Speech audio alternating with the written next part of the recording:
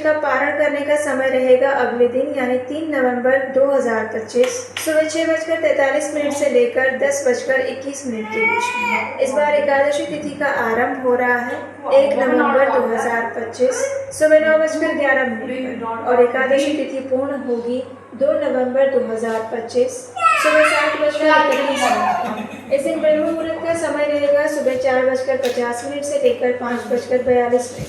सूर्योदय होगा सुबह 6:34 पर और सूर्यास्त का समय रहेगा शाम 5:35। प्रातः काल में भगवान श्री विष्णु की पूजा करने का और उन्हें जगाने का समय रहेगा सुबह 5:16 से लेकर 6:34 के बीच में। संध्या काल में भगवान श्री हरि विष्णु की पूजा अर्चना करने का समय रहेगा शाम 5:35 से लेकर 6:53 के बीच में। इस दिन त्रिपुष्कर योग और सर्वार्थ सिद्धि योग भी बन रहा है। इस बार त्रिपुष्कर योग आरंभ हो रहा है सुबह 7:31 से लेकर शाम 5:03 तक और इस दिन सर्वार्थ सिद्धि योग बन रहा है शाम को 5:03 से लेकर अगले दिन सुबह 6:34 तक।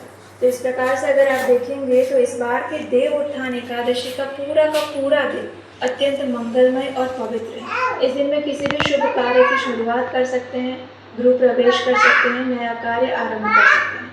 इस बार अभिजीत मुहूर्त लग रहा है सुबह 11:42 से लेकर 12:26 के बीच में और राहु काल रहेगा शाम 4:12 से लेकर 5:35 तक।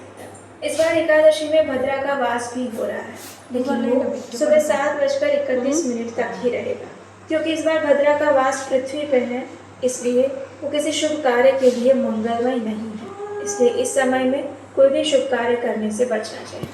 चलिए अब देखते हैं कि आखिर इस बार एकादशी तिथि 1 नवंबर को शुरू हो रही है तो फिर हम उसका पालन 2 नवंबर को क्यों कर रहे हैं।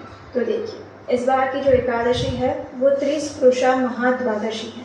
इसका अर्थ है कि ऐसी एकादशी तिथि जो अगले दिन द्वादशी के सूर्योदय तक विस्तारित हो रही है और इतना ही नहीं, जो द्वादशी तिथि है वो अगले दिन त्रयोदशी के सूर्योदय तक विस्तारित हो रही है और ये संयोग एक विशेष नक्षत्र में बनता है और इस बार ये शतभिषा नक्षत्र में पड़ रही है जो कि शाम को 6:20 तक रहेगा और उसके बाद पूर्व भाद्रपद नक्षत्र आरंभ हो जाएगा और इसी कारण से इस एकादशी को त्रिस्पुरुषा महाद्वादशी कहा जाता है। संपूर्ण वर्ष में इस प्रकार की कुल 8 महाद्वादशी तिथि आती हैं और उनमें से एक है ये देवोत्थान एकादशी। इसलिए भले ही देवोत्थान एकादशी का प्रारंभ 1 नवंबर से हो रहा हो लेकिन फिर भी एकादशी का पूर्ण और वास्तविक फल अगर प्राप्त करना चाहते हैं तो हम इसका पालन 2 नवंबर 2025 के दिन ही करें। शास्त्रों में वर्णन आता है कि जब इस प्रकार त्रिस्पुरुषा एकादशी तिथि आती है तो उसका पालन महाद्वादशी के दिन करना चाहिए, यानी एकादशी के दिन नहीं अपितु द्वादशी के दिन एकादशी व्रत का पालन करना चाहिए। पद्म पुराण और मार्कंडेय पुराण में वर्णन आता है कि जो व्यक्ति वर्ष में आने वाली इस 8 महाद्वादशी का पालन नहीं करता है उसे संपूर्ण विश्व के प्रलय होने तक यमपुरी में वास करना पड़ता है। शास्त्रों में ये भी वर्णन आता है कि इस प्रकार महाद्वादशी तिथि जब भी आती है तो भक्तों को महाद्वादशी का सम्मान करना चाहिए क्योंकि महाद्वादशी के दिन एकादशी व्रत का पालन करने से एकादशी तिथि का फल भी अपने आप मिल जाता है। इसलिए किसी भी प्रकार का संशय मन में मत रखिएगा। एकादशी का दिन छोड़ के अगले दिन द्वादशी पर ही इस व्रत का पालन करना चाहिए और गलती से भी इस बार 1 नवंबर को एकादशी व्रत का पालन करने की कोई आवश्यकता नहीं है।